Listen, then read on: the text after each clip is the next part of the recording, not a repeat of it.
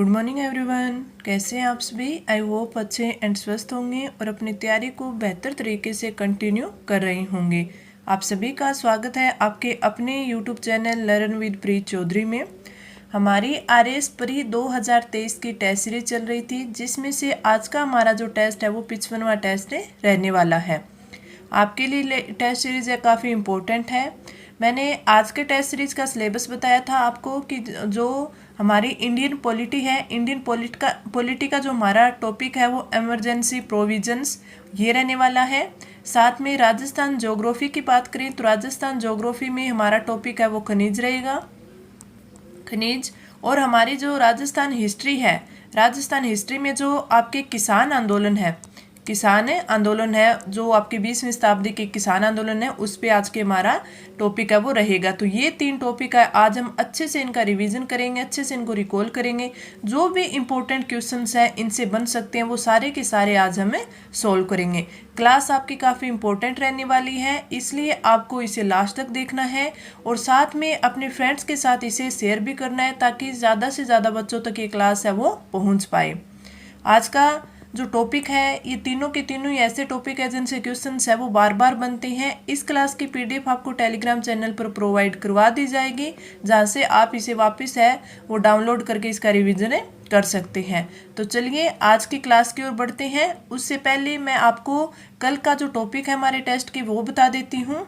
आपका जो राजस्थान हिस्ट्री है, राजस्थान हिस्ट्री में हमारा जो कल का टॉपिक रहने वाला है वो रहेगा प्रजामंडल। प्रजामंडल। अगर हम राजस्थान ज्योग्राफी की बात करें तो राजस्थान ज्योग्राफी है उसमें हमारे उद्योग, जो प्रमुख उद्योग हैं वो हमारा टॉपिक रहेगा। और इंडियन पॉलिटी है, इंडियन पॉलिटी में हमारी जो ऑफिशियल लैंग्वेज है, ऑफिशियल लैंग्वेज है उससे जो इम्पोर्टेंट क्वेश्चन बन सकते हैं वो हमारे इंडियन पॉलिटी का टॉपिक रहेगा। तो ये तीनों आपको रिवाइज करके आने हैं और कल के हमारे टेस्ट के ये टॉपिक रहने वाले हैं। चलिए चलते हैं आज के टेस्ट पर। और आज का टेस्ट का हमारा जो फर्स्ट क्वेश्चन है, संसद द्वारा संकट काल की घोषणा का अनुमोदन कितनी अवधि के अंतराल में होना आवश्यक है? 14 दिन, 1 माह, 3 माह और 6 माह। तो आपका जो राइट आंसर होगा वो होगा ऑप्शन बी, 1 माह। कितना? संसद द्वारा संकट काल की घोषणा का अनुमोदन कितनी अवधि के अंतराल में होना आवश्यक है? 1 माह के अंतराल में। आगे बढ़े अपना अगला क्वेश्चन। किसने कहा था कि राष्ट्रपति का आपातकालीन अधिकार संविधान के साथ धोखा है? KM Munshi, BN Rao, KM Nambiar और हरदीनाथ कुंजरू। तो जो ऐसे ये स्टेटमेंट होते हैं, जैसे कोई आपात उपबंध संबंधित हो गए या फिर आपके मूल अधिकार, नीति निर्देशक तत्व है, प्रस्तावना, इनके लिए जिन जिन ने ये स्टेटमेंट दिए थे, तो ये स्टेटमेंट और इनको किसने दिया था ये दोनों इंपॉर्टेंट हो जाते हैं। तो इस प्रकार के स्टेटमेंट हमें जहाँ भी दिखे हमें नोट डाउन करने चाहिए, उनको अच्छे से याद करके रिवाइज करने चाहिए ताकि ये हमारे कहीं भी गलत ना हो। अगर इस स्टेटमेंट की बात करें, राष्ट्रपति का आपातकालीन अधिकार संविधान के साथ धोखा है, तो ये कहा था हरदीनाथ कुंजरू ने। तो राइट आंसर ऑप्शन डी। अगला क्वेश्चन, निम्न में से संविधान के किस अनुच्छेद के अंतर्गत भारत के राष्ट्रपति मूल अधिकारों के क्रियान्वयन को स्थगित कर सकते हैं? अनुच्छेद 20 और 21 के अतिरिक्त। अनुच्छेद 358, अनुच्छेद 359, अनुच्छेद 13 और अनुच्छेद 356। तो इसका राइट आंसर हो जाएगा ऑप्शन बी, अनुच्छेद 359। अगर हम अनुच्छेद 359 की बात करें तो इसके तहत राष्ट्रपति को आपात की उद्घोषणा के पश्चात, आपात की उद्घोषणा के पश्चात जो अनुच्छेद 20 और 21 है, इनको छोड़कर जो भाग 3 है, भाग 3 के से सभी या किन्हीं मूल अधिकारों को परिवर्तित कराने के अधिकार को निलंबित करने की शक्ति है वो प्राप्त होती है। तो आपको याद रखना है कौन कौन से अनुच्छेद 20 व 21 को छोड़कर भाग 3 के सारे आपके मूल अधिकार। इसके अलावा और क्या होता है, इसके तहत जो आपका अनुच्छेद 359 है, इसके तहत निलंबन, आपात के परिवर्तन या उससे कम ऐसी अवधि तक जो आदेश व निर्देशित की जाए जारी रहता है। तो निलंबन है वो इस अवधि तक जारी रहेगा। इसके साथ ही हमें एक इम्पोर्टेंट चीज़ ये याद रखनी है कि जो यह अनुच्छेद है ये तीनों आपात चाहे किसी भी आधार पर हो, चाहे आपका राष्ट्रीय आपात हो, वित्तीय आपात हो या फिर राष्ट्रपति शासन हो, तो किसी भी तीनों में से किसी भी आधार पर घोषित आपात की दशा में लागू रहता है। तो आपको याद रखना है तीनों स्थितियों में है ये लागू रहता है। इसके अलावा एक चीज और याद कि इसके तहत जो भी बनाई गई विधियां हैं उनको आपातकाल के पश्चात न्यायालय में चुनौती दी जाती है। न्यायालय में चुनौती है वो दी जा सकती है, चुनौती दी जा सकती है और इसे राष्ट्रपति के आदेश से ही लागू किया जाता है। तो अनुच्छेद 368 में आपको 4 बातें याद रखनी है। कौन कौन सी 4? एक तो आपको ये याद रखनी है कि अनुच्छेद 20 व 21 के अतिरिक्त है वो भाग 3 के शेष सभी मूल अधिकार है उनको परिवर्तित कराने के अधिकार को निलंबित करने की शक्ति है वो प्राप्त हो जाती है। दूसरे आपको ये याद रखनी है कि जो अनुच्छेद 359 है इसके तहत जो कोई भी तीनों आपके आपात है, तीनों में से किसी भी आधार पर घोषित आपात की दशा में ये लागू हो सकता है। तीसरी आपकी बात यह है कि इसे न्यायालय में चुनौती दी जा सकती है और चौथी ये कि इसे राष्ट्रपति के आदेश से लागू किया जाता है। तो ये जो आपका अनुच्छेद 359 है वेरी इंपॉर्टेंट है, आपको अच्छे से इसे याद करना है। अब मैं ये तीनों आपात है एक बार मैं आपको ये तीनों के तीनों आपात है अच्छे से समझा देती हूँ कि आपातकाल ये तीनों है किस अनुच्छेद में है, किस प्रकार है वो लागू होती हैं और किस प्रकार है इनसे एग्जाम में क्वेश्चन पूछे जाते हैं। सबसे पहले तो आपसे पूछा जा सकता है कि जो संविधान के किस भाग में और किन अनुच्छेदों के तहत आपातकालीन प्रावधानों का उल्लेख है वो किया गया है। अगर आपसे ये पूछे तो भाग पूछ ले तो आपको भाग 18 बताना है, अनुच्छेद पूछ ले तो अनुच्छेद 352 से लेकर 360 के तहत है वो आपातकालीन प्रावधानों का उल्लेख है वो किया गया है। अब 352 से 60 में देखें तो ये 3 प्रकार के होते हैं। अगर हम 352 की बात करें अनुच्छेद 352 तो 352 में क्या है, राष्ट्रीय आपात है। 352 में क्या है, राष्ट्रीय आपात। राष्ट्रीय आपात कि युद्ध हो गया, बाह्य आक्रमण हो गया या फिर कोई सशस्त्र विद्रोह हो गया, उससे उत्पन्न जो आपात होता है तो वो होगा राष्ट्रीय आपात। किस में, अनुच्छेद 352 में। ये पहला था। दूसरे की बात करें, दूसरा होता है आपका अनुच्छेद 356। अनुच्छेद 356 में क्या है, राष्ट्रपति शासन है। 356 में राष्ट्रपति शासन राज्यों में संवैधानिक तंत्र के विफल होने से जो उत्पन्न आपात होगा वो होगा राष्ट्रपति शासन। तो आपको याद रखना है युद्ध, बाह्य आक्रमण या सशस्त्र विद्रोह से उत्पन्न होगा राष्ट्रीय आपात होगा, और जो राज्यों में संवैधानिक तंत्र के विफल होने से उत्पन्न आपात है आपका राष्ट्रपति शासन। तीसरा आपका आता है वित्तीय आपात जो कि अनुच्छेद 360 में होगा। कौन सा, वित्तीय आपात। अब इनसे और क्या क्वेश्चन बन सकता है, आपसे पूछा जा सकता है कि जो भारत में जो आपातकालीन जो उपबंध है वो किस देश के संविधान से लिया गया है। तो आप बता सकते हो कि जर्मनी के संविधान से लिया गया है। जो वीमर संविधान है जर्मनी का, कौन सा, वीमर संविधान है 1833, वीमर संविधान 1833, तो उससे है इस उपबंध को लिया गया है। इसके अलावा आपसे पूछा जा सकता है कि किस अनुच्छेद के तहत है वो राष्ट्रपति राष्ट्रीय आपात घोषित करता है। तो वो मैंने आपको बता दिया, राष्ट्रीय आपात किससे घोषित करता है, 352 से। इसी में आपसे पूछा जा सकता है कि जो राष्ट्रीय आपात की उद्घोषणा है वो किन आधारों पर की जाती है। वो मैंने अभी आपको बताया था, सशस्त्र विद्रोह हो गया, बाह्य आक्रमण हो गया, युद्ध हो गया, इनके आधार पर की जाती है। एक क्वेश्चन आपसे बन सकता है कि किस संविधान संशोधन द्वारा यह प्रावधान किया गया है कि आपात उद्घोषणा संपूर्ण भारत या उसके किसी भी भाग में है वो की जा सकती है। तो ये आपको बताना है कौन से संविधान संशोधन, 42वें संविधान संशोधन, उसके तहत है वो प्रावधान किया गया है कि जो आपात की उद्घोषणा है वो सारे के सारे भारत में, संपूर्ण भारत में या फिर उसके किसी भी भाग में है वो की जा सकती है। आपका 42वां संविधान संशोधन 1976 के तहत। अभी मैंने आपको बताया कि जो आपका राष्ट्रीय आपात होता है उसमें एक आता है सशस्त्र विद्रोह। क्या आता है, सशस्त्र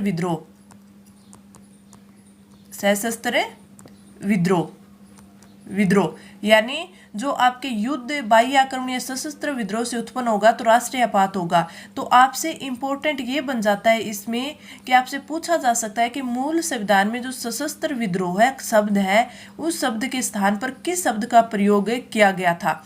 अब तो वो क्या है, सशस्त्र विद्रोह है, लेकिन मूल संविधान में क्या था, मूल संविधान में था आंतरिक अशांति।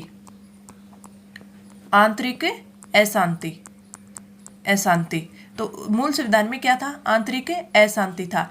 अब एक क्वेश्चन ये हो गया कि सशस्त्र विद्रोह है तो मूल संविधान में सशस्त्र विद्रोह शब्द के स्थान पे क्या था, आंतरिक अशांति था। अब इसी पे एक क्वेश्चन पूछा जा सकता है कि संविधान संशोधन द्वारा आपात उद्घोषणा के आधारों में जो आंतरिक अशांति के स्थान पर सशस्त्र जो विद्रोह शब्द रखा गया वो किस संविधान संशोधन में, तो वो रखा गया 44वें संविधान संशोधन में। कौन से में, 44 में। कब, 1978 में। तो ये इंपॉर्टेंट मैंने 7 से 8 क्वेश्चन बताए हैं, वेरी इंपॉर्टेंट है। हर बार एग्जाम में कहीं ना कहीं इस प्रकार के क्वेश्चन देखने को मिलते हैं, इसलिए मैं इन पे क्वेश्चन ना लेके इंपॉर्टेंट और मैं क्वेश्चन लेके आई, इसलिए ताकि इनको तो मैं आपको ऐसे ही एक बार रिकॉल करवा दूंगी। तो हम बात कर रहे थे हमारे इस क्वेश्चन की, तो इसमें हमारा राइट आंसर हो गया ऑप्शन बी। अब हम बढ़ते हैं हमारे अगले क्वेश्चन की तरफ। आई होप आपको अच्छे से समझ आया होगा जो भी मैंने आपको समझाने की कोशिश की है। भारतीय संविधान के किस अनुच्छेद के अंतर्गत किसी राज्य में राष्ट्रपति शासन लागू किया जा सकता है? अनुच्छेद 370, अनुच्छेद 368, अनुच्छेद 356, अनुच्छेद 352। तो मैंने अभी बताया था कि आपका जो राष्ट्रपति शासन है, राष्ट्रपति शासन किससे लगता है, अनुच्छेद 356। तो राइट आंसर ऑप्शन सी हो जाएगा। वित्तीय आपात है, वित्तीय आपात 360 और आपका जो राष्ट्रीय आपात है वो 352। इस क्वेश्चन का राइट आंसर ऑप्शन सी। आगे बढ़े अपना अगला क्वेश्चन। भारतीय संविधान के किस अनुच्छेद के अंतर्गत भारत सरकार का दायित्व है कि वह बाह्य आक्रमणों आंतरिक अशांति से राज्यों की रक्षा करे? अनुच्छेद 355, अनुच्छेद 356, अनुच्छेद 352, अनुच्छेद 360। तो इसमें आपका राइट आंसर क्या हो जाएगा? राइट आंसर हो जाएगा ऑप्शन ए, अनुच्छेद 355। जो आपका अनुच्छेद 355 है इसमें है duty of the union to protect states, यानी राज्यों की सुरक्षा, राज्यों की सुरक्षा संघ का कर्तव्य, संघ का कर्तव्य। ये क्या है? ये है आपका अनुच्छेद 355। अनुच्छेद 355 के तहत जो संघ होते हैं, संघ पर राज्यों के संबंध में, राज्यों के संबंध में 2 कर्तव्य है वो अधिरोपित किए गए हैं। कौन कौन से? पहला तो ये किया गया है कि जो प्रत्येक राज्य की जो आंतरिक अशांति है, प्रत्येक राज्य की आंतरिक अशांति तथा बाह्य आक्रमण से सुरक्षा करे।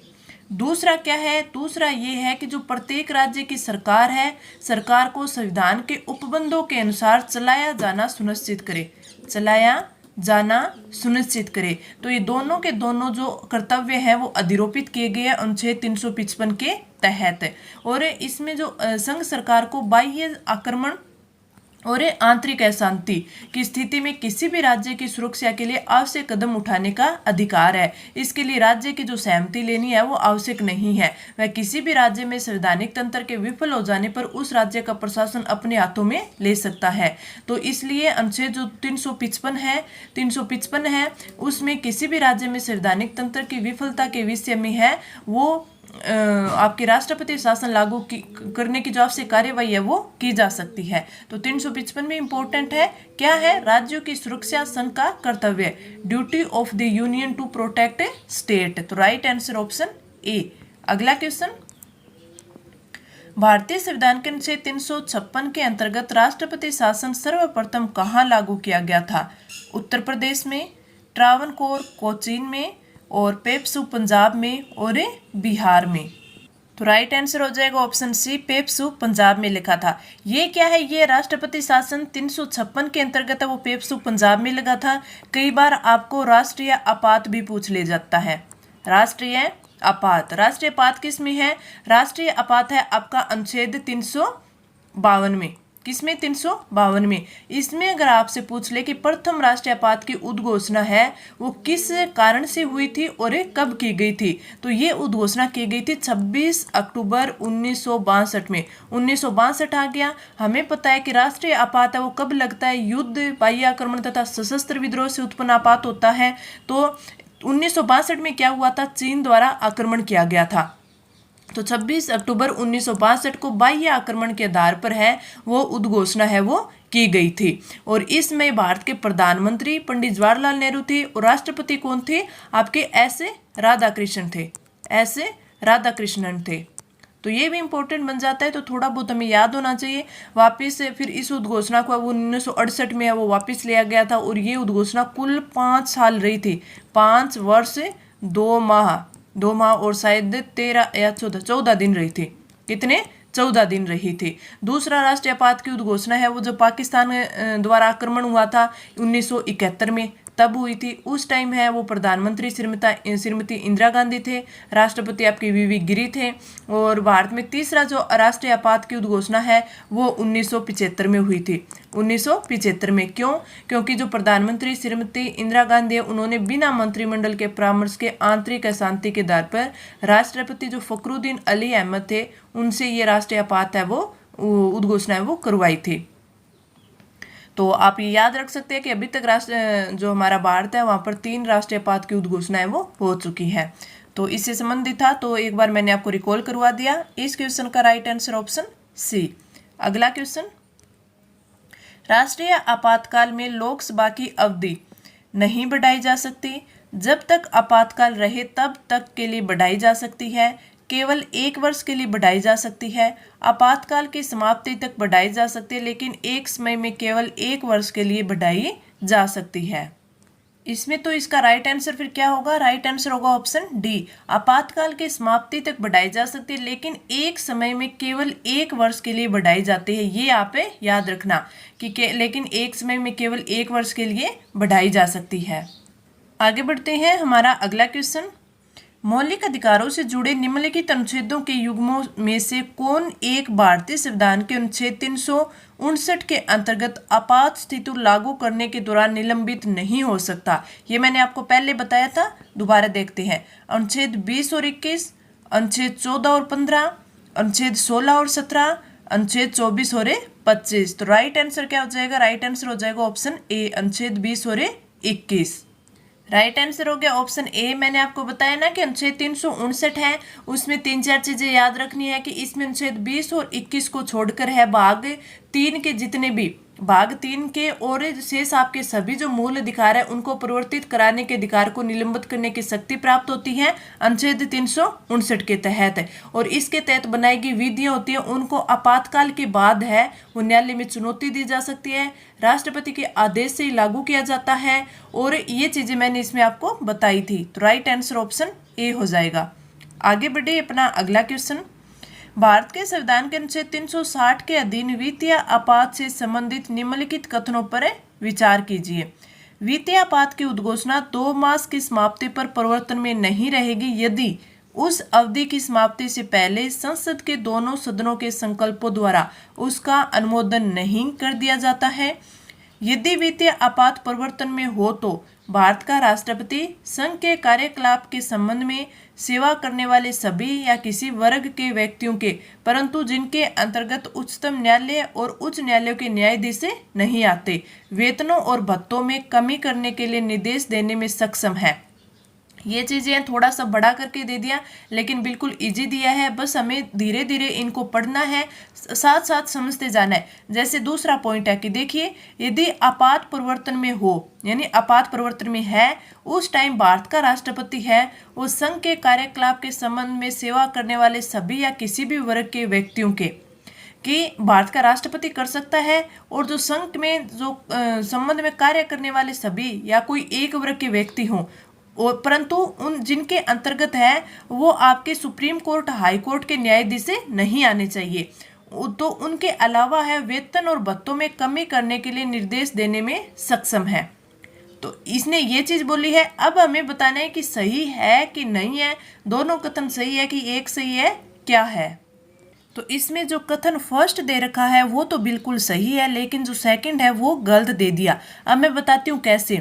जो वित्तीय आपात की उद्घोषणा है वो 2 मास की समाप्ति पर प्रवर्तन में नहीं रहेगी यदि उस अवधि की समाप्ति से पहले संसद के दोनों सदनों के संकल्प द्वारा उसका अनुमोदन नहीं किया जाता। ये बिल्कुल सही है। यदि संसद साधारण बहुमत से 2 माह के पूर्व वह वो उद्घोषणा को अनुमोदित कर देती है तो फिर वो अनिश्चित काल के लिए परिवर्तन में बनी रहेगी। पहली चीज तो आपका ये कथन बिल्कुल सही हो गया और मैंने बता दिया क्यों।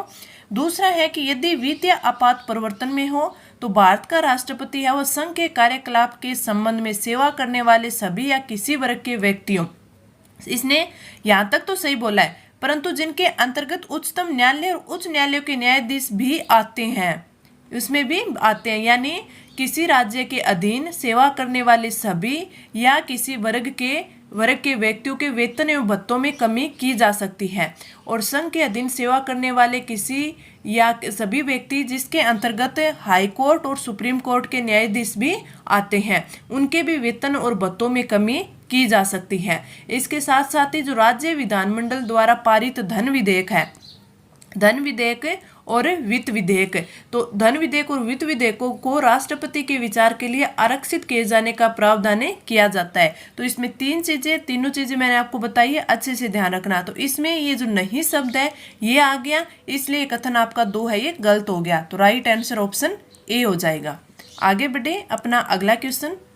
राष्ट्रपति शासन अधिकतम लगाया जा सकता है 1 वर्ष के लिए, 2 वर्ष के लिए, 6 माह के लिए और 3 वर्ष के लिए।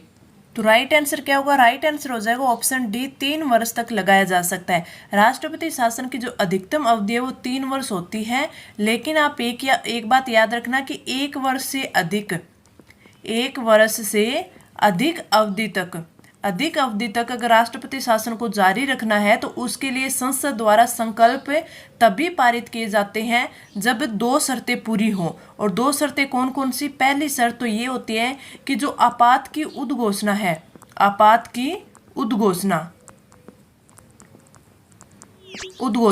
वो संपूर्ण भारत में या भारत के किसी भी एक भाग में परिवर्तन में हो, उस टाइम है वो परिवर्तन में हो। या दूसरी शर्त कौन सी है? दूसरी शर्त है कि जो निर्वाचन आयोग ये प्रमाणित कर दे कि राज्य में चुनाव करवाने में कठिनाई आ रही है, जिसके कारण राष्ट्रपति शासन को जारी रखना है वो आवश्यक है। और ये किस में है? ये आपके अनुच्छेद 356(5) के अंतर्गत, 356(5) के अंतर्गत। और ये दोनों की दोनों जो शर्तें हैं वो किसके तहत जोड़ी गई आपसे पूछा जा सकता है। तो आपको बताना है कि ये दोनों की दोनों शर्तें जो 44वां संविधान संशोधन 1978 था उसके तहत है वो जोड़ी गई। तो ये क्वेश्चन वेरी इंपॉर्टेंट बन जाता है, और जिसमें ये 3-4 क्वेश्चन है वो और ज्यादा इंपॉर्टेंट बन जाते हैं। कि राष्ट्रपति शासन अधिकतम लगाया जा सकता है 3 वर्ष के लिए। राष्ट्रपति शासन की जो उद्घोषणा जारी की जाती है वो 2 माह तक रहती है। कितने? 2 माह तक रहती है। लेकिन यदि संसद के दोनों सदन इसे साधारण बहुमत से 2 माह के भीतर अनुमोदित कर देते हैं तो ऐसी उद्घोषणा को जारी किए जाने की जो तारीख होती है उससे 6 माह तक परिवर्तन में रह सकती है। उसे आगे फिर जारी रखना है तो फिर वापस संसद के दोनों सदनों के द्वारा अनुमोदन किया जाता है। इस प्रकार इसे 6 माह करके बढ़ाया जा सकता है, किंतु ये 3 वर्ष से ज़्यादा नहीं बढ़ाई जा सकती। अधिकतम है वो अवधि 3 वर्ष होती है, लेकिन 1 वर्ष से अधिक अवधि हो जाती है तो फिर राष्ट्रपति शासन को जारी रखने के लिए संसद तभी संकल्प पारित करेगी जब ये 2 शर्तें हैं वो पूरी होंगी। 2 शर्तें कौन कौन सी? दोनों मैंने आपको बता दी। आपसे ये इंपॉर्टेंट पूछा जा सकता है कौन से संविधान संशोधन के द्वारा उक्त दोनों शर्तों को है वो जोड़ा गया? तो आपके 44वें संविधान संशोधन के द्वारा इनको जोड़ा गया। Right answer option D. आगे बढ़े अपना अगला क्वेश्चन।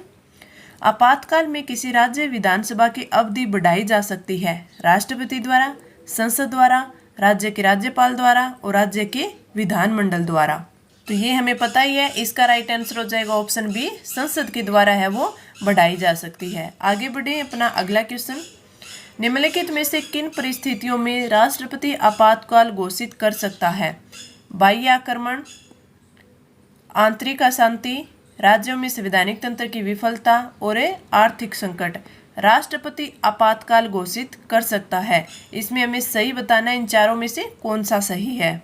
तो इसमें से देखें तो बाह्य आक्रमण होगा, राज्यों में संवैधानिक तंत्र की विफलता और आर्थिक संकट, यानी आपका कथन 1, 2 और 4 सही होंगे। तो इसमें आपका राइट आंसर ऑप्शन बी हो जाएगा। आपका राइट आंसर 1, 3 और 4 है, तो 1, 3, 4 है, तो आपका राइट आंसर ऑप्शन बी हो जाएगा। आगे बढ़े अपना अगला क्वेश्चन। आपातकाल की उद्घोषणा को स्वीकृति हेतु संसद के समक्ष रखा जाना आवश्यक है 1 माह के अंदर, 2 माह के अंदर, 6 माह के अंदर और 1 वर्ष के अंदर। तो राइट आंसर ऑप्शन ए 1 माह के अंदर है वो संसद के समक्ष रखा जाना आवश्यक है। तो राइट आंसर ऑप्शन ए। आगे बढ़े अगला क्वेश्चन। संविधान के अनुच्छेद 356 से संबंधित निम्न कथनों पर विचार करना है। राज्यों में संवैधानिक तंत्र की विफलता एक वस्तुनिष्ठ यथार्थ है। इस अनुच्छेद के अंतर्गत की गई उद्घोषणा का उच्चतम न्यायालय द्वारा न्यायिक पुनरावलोकन किया जा सकता है। इस उद्घोषणा के साथ ही राज्य विधानसभा भंग की जा सकती है। इस उद्घोषणा का 2 माह के भीतर संसद के प्रत्येक सदन से अनुमोदन किया जाना आवश्यक है। इसमें से हमें क्या बताना है, कौन से कथन है वो सही है वो देखना है। तो राज्यों में संवैधानिक तंत्र की विफलता एक वस्तुनिष्ठ यथार्थ है, बिल्कुल सही है। इस अनुच्छेद के अंतर्गत उच्च न्यायालय द्वारा न्यायिक पुनरावलोकन किया जा सकता है, बिल्कुल सही है। और राज्य विधानसभा भंग कर दी जाती है, जरूरी नहीं। इस उद्घोषणा का 2 माह के भीतर संसद के प्रत्येक सदन से अनुमोदन किया जाना चाहिए, ये भी सही है। तो आपका पहला, दूसरा और चौथा आपका ऑप्शन ए ये बिल्कुल सही हो जाएगा। आगे बढ़े, अगला क्वेश्चन। भारत के राष्ट्रपति को निलंबित करने की शक्ति प्राप्त है। अनुच्छेद 20 तथा 21 को छोड़कर अन्य मौलिक अधिकारों को, 21 में वर्णित मौलिक अधिकारों को, 21A में वर्णित मौलिक अधिकारों को, 19 में वर्णित मौलिक अधिकारों को। तो इसमें हमें बताना है कि राष्ट्रपति है उनको इनमें से कौन से को निलंबित करने की शक्ति है वो प्राप्त है। तो राइट आंसर कौन सा हो जाएगा? राइट आंसर हो जाएगा ऑप्शन डी, अनुच्छेद 19 में वर्णित मौलिक अधिकारों को। तो राइट आंसर ऑप्शन डी। आगे बढ़े, अपना अगला क्वेश्चन। भारत में राष्ट्रीय आपातकाल की घोषणा करने का आधार निम्नलिखित में से कौन नहीं है? युद्ध, बाह्य आक्रमण, आंतरिक शांति को खतरा और सशस्त्र विद्रोह। तो जो राइट आंसर होगा वो कौन सा होगा? राइट आंसर होगा ऑप्शन सी, आंतरिक शांति को खतरा। तो आपका राइट आंसर ऑप्शन सी। आगे बढ़े, अगला क्वेश्चन। इनमें से कौन बिजोलिया किसान आंदोलन से संबंधित नहीं था? अभी आपके क्वेश्चंस है वो आपके राजस्थान हिस्ट्री से क्वेश्चन जो मैंने आपको बताया था कि 20वीं शताब्दी के जो आपके किसान आंदोलन है उनको आज हम कवर करेंगे। तो ये किसान आंदोलन से संबंधित क्वेश्चन है, अब यहाँ से स्टार्ट हो चुके हैं। तो इनमें हम देखते हैं ऑप्शन ए छगनलाल या छगनराज चौपासनीवाला, विजय सिंह पथिक, सीताराम दास और माणिक्यलाल वर्मा। तो जो बिजोलिया किसान आंदोलन है उससे संबंधित नहीं थे। ऑप्शन ए छगनलाल चौपासनीवाला, विजय सिंह पथिक, सीताराम दास, माणिक्यलाल वर्मा और इनके साथ साथ एक राम नारायण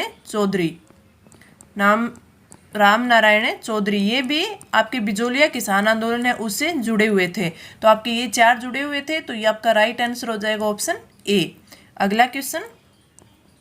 निम्न में से बूंदी शासन के विरुद्ध गुर्जरों का कौन सा आंदोलन था? बूंदी शासन के विरुद्ध बेंगू का किसान आंदोलन, शेखावाटी का किसान आंदोलन, बिजोलिया का किसान आंदोलन और डाबड़ा का किसान आंदोलन। तो राइट आंसर हो जाएगा ऑप्शन ए, जो बूंदी शासन है उसके विरुद्ध जो गुर्जरों का आंदोलन था वो था बेंगू का किसान आंदोलन। अगर हम बेंगू किसान आंदोलन की बात करें कि किस वर्ष में शुरू हुआ था, तो ये हुआ था 1921 में। कब शुरू हुआ था? 1921 में। इसमें कई बार आपसे क्वेश्चन पूछ लिया जाता है कि जो बेंगू किसान आंदोलन है उसमें जो शहीद कौन हुए थे, तो इसमें याद रखना करपा जी। तो इससे आप 3 क्वेश्चन याद कर सकते हैं। बूंदी शासन के विरुद्ध था बेंगू का किसान आंदोलन, 1921 में शुरू हुआ था। तो राइट आंसर ऑप्शन ए। अगला क्वेश्चन। निम्नलिखित में से कौन बिजोलिया किसान आंदोलन से संबंधित द्वितीय जांच आयोग का सदस्य नहीं थे? रमाकांत मालवीय, ठाकुर राज सिंह, मेहता तख्त सिंह, बिंदुलाल भट्टाचार्य। तो राइट आंसर आपका हो जाएगा ऑप्शन डी, बिंदुलाल भट्टाचार्य इस जांच आयोग के सदस्य नहीं थे। Right answer option D. अगला क्वेश्चन। बिजोलिया के किसान आंदोलन को गांधी जी ने आशीर्वाद दिया था 1920 के नागपुर अधिवेशन में, 1920 के दिल्ली अधिवेशन में, 1920 के अहमदाबाद अधिवेशन में और 1920 के जो आधुनिक मुंबई और बम्बई अधिवेशन था उसमें। तो राइट आंसर ऑप्शन ए, जो 1920 का अधिवेशन है वो नागपुर में हुआ था, तो नागपुर अधिवेशन में। Right answer option A. अगला क्वेश्चन। कथन और कारण दिए गए हैं। पहला कथन ए है, ब्रिटिश दबाव के कारण मेवाड़ प्रशासन ने बिजोलिया आंदोलन से 1922 में समझौता किया। बिजोलिया जागीरदार ने 1922 के समझौते की भावना को मानने से इनकार कर दिया। इसमें हमें बताना है कि कौन सा सही है और कौन सा गलत है। क्या कथन आर है वो ए की व्याख्या करता है? तो आपका राइट आंसर हो जाएगा ऑप्शन डी।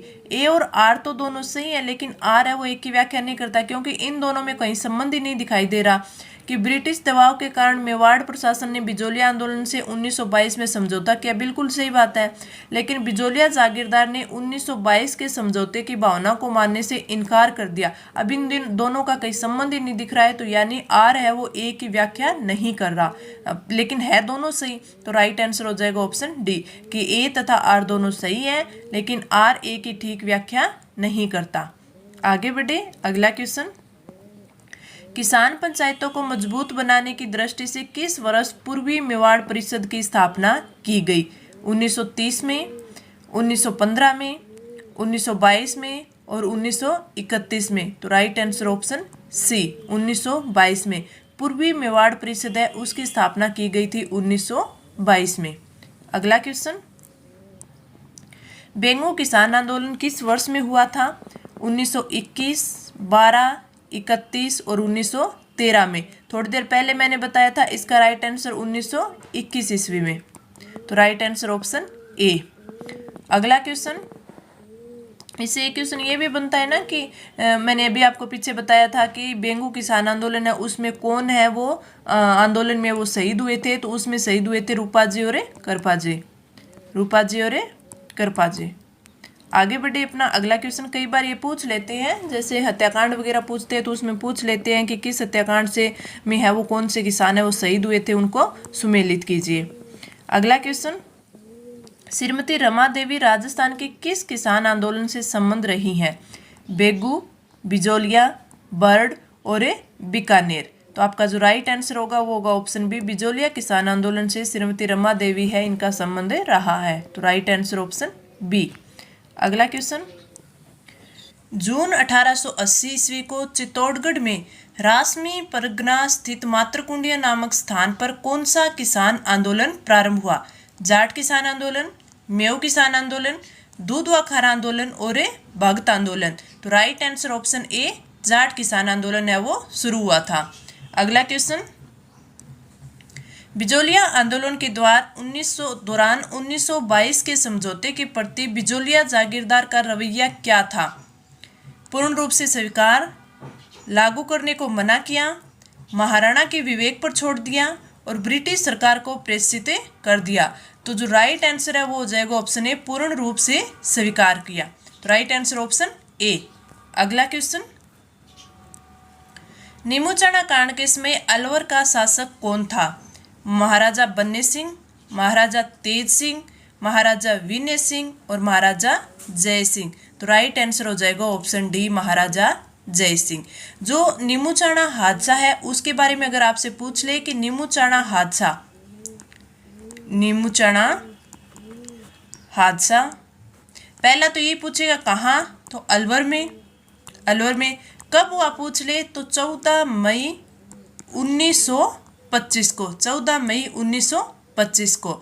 और आपसे अगर पूछ ले कि नीमूचाना किसान आंदोलन हत्याकांड है वो राजपूताना की किस रियासत में हुआ, तो अलवर रियासत में हुआ। कब हुआ? 14 मई 1925 में। उस समय शासक कौन थे? तो अलवर के महाराजा जय सिंह, महाराजा जय Singh. Right answer option D. तो ये 3 क्वेश्चन है, इंपॉर्टेंट बनते हैं, आपको तीनों है ये अच्छे से याद होने चाहिए। आगे बढ़े अपना अगला क्वेश्चन। 1927 के कुंवर मदन सिंह के नेतृत्व में किसानों ने आंदोलन किया। कहाँ किया? अलवर, भरतपुर, करौली और बीकानेर। तो कुंवर मदन सिंह के नेतृत्व में किया था करौली में। तो राइट आंसर ऑप्शन सी। कब? 1927 में। अगला क्वेश्चन। नीमूचाना किसान आंदोलन हत्याकांड राजपूताना की किस रियासत में हुआ? अभी हमने पीछे बात की थी, तो वो हुआ था अलवर में। तो राइट आंसर ऑप्शन डी। मैंने ये बताया कि इससे संबंधित 3 क्वेश्चन, कहाँ हुआ? अलवर में। किसके शासनकाल में हुआ? किसके उस टाइम शासक कौन था? तो महाराजा जय सिंह था। और इसकी डेट पूछ ले कब हुआ, तो 14 मई 1925। और ये जो किसान आंदोलन हुए, इन किसान आंदोलन में जितने भी हत्याकांड हुए हैं उनकी आपको डेट है वो अच्छे से सभी की यादें होनी चाहिए, क्योंकि उनसे कई बार क्वेश्चन है पूछा जाता है। जैसे इस साइड है किसान आंदोलन दे देंगे, किसान आंदोलन और इस साइड है उनके हत्याकांड दे देंगे, फिर उनका मिलान करवाएंगे। या फिर है वो इस साइड है वो हत्याकांड दे देंगे, इस साइड उसमें कौन शहीद हुआ वो दे देंगे, इस साइड हत्याकांड दे देंगे और इस साइड है किन्होंने गोली चलवाई या फिर किन्होंने वो करवाई वो दे देंगे। तो ये जो हत्याकांड से संबंधित जितने भी क्वेश्चन है वेरी इंपॉर्टेंट है, इनमें आपको सब कुछ है वो याद करना है। इनमें मिलान वाले क्वेश्चन है, जैसे हम मिलान करते हैं वो क्वेश्चन बहुत बार पूछे जाते हैं। आगे बढ़े, अगला क्वेश्चन, निम्नलिखित में से कौन सी घटना को महात्मा गांधी ने डायर के कृत्य से दुगनी विवत्स कांड है वो बताया है। नीमूचना घटना मई 1925 में, चंदावल की घटना मार्च 1942 में, डाबड़ा की घटना मार्च 1947 में, बर्ड की घटना जून 1922 में। तो जो राइट आंसर होगा वो होगा ऑप्शन ए, नीमूचना घटना, जो कि 14 मई 1925 को हुई थी। राइट आंसर ऑप्शन ए। अब देखिए नीमूचना घटना है, इससे ही मैंने आपको 4 से 5 क्वेश्चन है वो आपको इसमें करवा दिए, तो कितना इंपॉर्टेंट है ये। Right answer option A. अगला क्वेश्चन, निम्नलिखित में से किस स्थान पर हुए कृषकों के नरसंस हत्याकांड को महात्मा गांधी ने जलियांवाला बाग हत्याकांड से भी बढ़कर बताया है। बेंगू, बिजोलिया, दूधवाखारा और नीमूचना। तो जो आपका राइट आंसर होगा वो कौन सा हो गया, ऑप्शन है डी, नीमूचना। अगला क्वेश्चन, माधव सिंह व गोविंद सिंह का संबंध निम्नलिखित में से किस किसान आंदोलन से था। बिजोलिया किसान आंदोलन, मेवाड़ भील आंदोलन, बेगू आंदोलन और अलवर किसान आंदोलन। तो right answer option D, Alwar किसान आंदोलन से माधव सिंह व गोविंद सिंह का संबंध था। आगे बढ़े, अपना अगला क्वेश्चन, डाबे के किसान आंदोलन में झंडा गीत गाते गाते राज्य पुलिस की गोली से कौन शहीद हुआ था। रूपा जी, कृपा जी, नानक जी भील और बाल मुकुंद। तो राइट आंसर हो जाएगा ऑप्शन सी, नानक जी भील। डाबी किसान आंदोलन में जो झंडा गीत गाते इसमें राज्य पुलिस की गोली से शहीद हुए नानक जी भील हुए थे। और हम बात करें कि इसमें और कौन थे इनके साथ, तो इनके साथ एक और कौन थे, वो थे आपके देवलाल गुज्जर, देवलाल गुज्जर। तो ये दोनों आपको याद रखनी है। क्वेश्चन का राइट आंसर ऑप्शन सी। आगे बढ़े, अपना अगला क्वेश्चन, जिनमें राजस्थान का देश में एकाधिपाई है। अब ये हमारे राजस्थान की जियोग्राफी से, राजस्थान की जियो से हमारा टॉपिक है वो खनिज स्टार्ट हो चुका है, जिसके कुछ इंपॉर्टेंट क्वेश्चन हम आज यहाँ पर कवर करेंगे। राजस्थान का देश में एकाधिपय है वो किस में है, तांबड़ा, ये यहाँ पे टाइपिंग में हुआ है, तांबड़ा, बोलेस्टोनाइट, ग्रेनाइट और संगमरमर। जास्पर, तांबड़ा, फेल्सपार और जिप्सम, जास्पर, तांबड़ा, सीसा जस्ता और वोलेस्टोनाइट, जास्पर, तांबड़ा, संगमरमर और पन्ना। तो हमारा राइट आंसर हो जाएगा ऑप्शन सी, बिकॉज कि हमें सीसा जस्ता और वोलेस्टोनाइट में है तो हमें जास्पर, तांबड़ा, सीसा जस्ता और वोलेस्टोनाइट, क्योंकि सीसा जस्ता और वोलेस्टोनाइट हमें सबसे पहले याद रहता है। तो राइट आंसर ऑप्शन थर्ड। अगला क्वेश्चन, राजस्थान के खनिजों के बारे में निम्न में से कौन सा एक कथन है वो असत्य है। देश का 90% से ज़्यादा जिप्सम का उत्पादन राजस्थान में होता है। जिप्सम उत्पादन में नागौर जिला अन्य जिलों में अग्रणी है। गार्नेट यानी रत्न श्रेणी, जास्पर एवं वोलेस्टोनाइट के उत्पादन में राजस्थान का एकाधिकार है। बिल्कुल सही, अभी हमने पीछे में देखा था कि जो तांबड़ा है, जास्पर है, सीसा जस्ता है, वोलेस्टोनाइट है, इसमें राजस्थान को देश में एकाधिपत्य है। खेतड़ी अबरक उत्पादन के लिए प्रसिद्ध, जिसका ऐसा अनेक बरी में वर्णन है, ये गलत है। तो जो असत्य कथन है वो है ऑप्शन है फोर्थ। अगला क्वेश्चन, जिलों का कौन सा वर्ग है वो एस्बेस्टोस खनिज के लिए जाना जाता है, यानी किन जिलों में किस स्थान पे है वो एस्बेस्टोस खनिज है वो पाया जाता है। उदयपुर, भीलवाड़ा और जयपुर में, उदयपुर, डूंगरपुर और अजमेर में, डूंगरपुर, टोंक, भीलवाड़ा में, जयपुर, सीकर, नागौर में। तो ये कहाँ पे पाया जाता है, उदयपुर, डूंगरपुर और अजमेर में। तो राइट आंसर ऑप्शन 2। अब खनिज से आपके इस प्रकार के क्वेश्चन पूछे जाते हैं और कई बार है ये मिलान वाले, जब ये देखिए ये इस प्रकार आ गए तो इसमें मिलान वाले क्वेश्चन आपसे काफी बार पूछ लिए जाते हैं। संगमरमर और संबंधित क्षेत्र भी, कौन सा संगमरमर है वो किस क्षेत्र से संबंधित है। हरा संगमरमर है, हरा संगमरमर है वो ऋषभ देव जी से प्राप्त होता है। गुलाबी संगमरमर की बात करें तो गुलाबी बाबरमल, काला संगमरमर की बात करें तो भैंसलाना और सफ़ेद संगमरमर है मकराना नागौर। तो इसमें हमारा ए में आ जाएगा 2, बी में आपका आ जाएगा 4, सी में आपका 1 और डी में आपका 3। जो ये नीचे कूट दिया हुआ होगा वो हमारा राइट आंसर होगा। अगला क्वेश्चन, कितनों पर है वो विचार करना है। राजस्थान राज्य खान एवं खनिज लिमिटेड राजस्थान में खनिजों की खोज करता है। राजस्थान राज्य खान एवं खनिज लिमिटेड है वो राज्य में उपलब्ध खनिजों का उत्खनन करता है। राजस्थान राज्य खान एवं खनिज लिमिटेड राज्य में तेल एवं प्राकृतिक गैस की खोज करता है और राजस्थान में क्रूड तेल का उत्पादन है वो 29 अगस्त 2009 से आरंभ हो गया था। इनमें से हमें देखना है कि कौन कौन से कथन है वो सही दे रखे हैं। तो इसमें जो कथन है ए, बी और डी सही दे रखे हैं कि जो राजस्थान राज्य खान एवं खनिज लिमिटेड है वो खनिजों की खोज भी करता है और उनका उत्खनन भी करता है और साथ में क्रूड तेल का उत्पादन है वो 29 अगस्त 2009 से राजस्थान में शुरू हुआ। तो आपके ए, बी और डी ये सही है। तो आपका जो ऑप्शन होगा वो होगा ऑप्शन है थर्ड, केवल ए, बी और डी सही है। आगे बढ़े अपना अगला क्वेश्चन, डेगाना जिस खनिज के लिए जाना जाता है वो है लोहा एसिड, टंगस्टन, कोयला और तांबा। तो राइट आंसर हो जाएगा टंगस्टन, ऑप्शन 2। अगला क्वेश्चन, बीकानेर नागौर बेसिन में ऑयल इंडिया लिमिटेड द्वारा खोजे गए तेल क्षेत्र को निम्न में से कौन सा नाम है वो दिया गया। पूनम, मंगला, सीता और सुमित्रा। तो राइट आंसर ऑप्शन ए, पूनम तेल का कुआं है वो बीकानेर नागौर बेसिन में खोजा गया है। तो राइट आंसर ऑप्शन ए। अगला क्वेश्चन, ये आपका वापिस आपका क्या हो गया, मिलान करने वाले खनिज से ज़्यादातर अगर क्वेश्चन पूछे जाते हैं तो मिलान करने वाले ही पूछे जाते हैं। इसमें इस साइड है वो खनिज और इस साइड है वो क्षेत्र दे रखे हैं। अगर हम बात करें तांबा की तो तांबा खोदरीबा से, जिप्सम की बात करें तो जिप्सम है वो जामसर बीकानेर से, सीसा जस्ता की बात करें तो ये हमारे रामपुरा आगुचा भीलवाड़ा, रॉक फास्फेट की बात करें झामरकोटड़ा उदयपुर। तो आपके हो गया ए में 2, बी में आपका 1, सी में आपका 4 और डी में आपका 3। तो ये आपके राइट आंसर हो गए।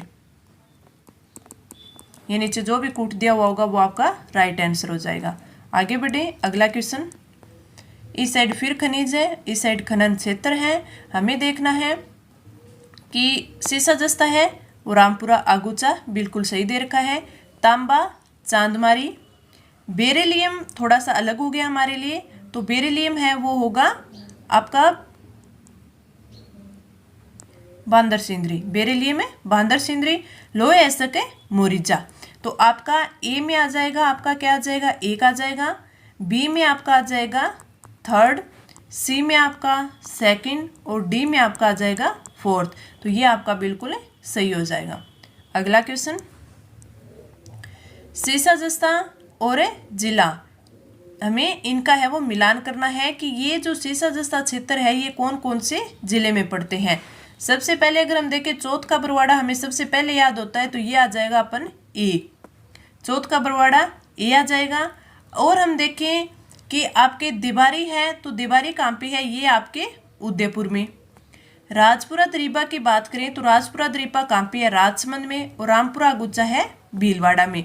तो हमें बस अब मैंने आपको 3-4 क्वेश्चन टाइप के क्वेश्चन करवाए। एक साइड वो संगमरमर के बारे में बताया और फिर अगला फिर मैंने खनिज और क्षेत्र बताए।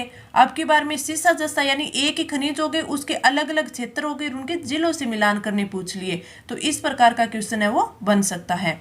तो आपके ए में आ जाएगा डी, बी में आपका आ जाएगा सी में आपका आ जाएगा बी और आपका डी में आपका आ जाएगा ए। तो ये आपका राइट आंसर होगा जो नीचे कूट दिया हुआ होगा। अगला क्वेश्चन, इस साइड खनिज और इस साइड खनन क्षेत्र दे दिए। हमें सबसे पहले सीसा जस्ता दिया है तो सीसा जस्ता है वो कहाँ पर होगा आपका, तो ये हो जाएगा आपका 3rd में गुड्डा किशोरीदास। टंगस्टन की बात करें तो हमने एक तो देखा था डेगाना, दूसरा वालदा। ये क्या है, ये है वालदा सिरोही, वालदा सिरोही। मैग्नीज की बात करें तो लीलवानी कहाँ पे, बांसवाड़ा, बांसवाड़ा।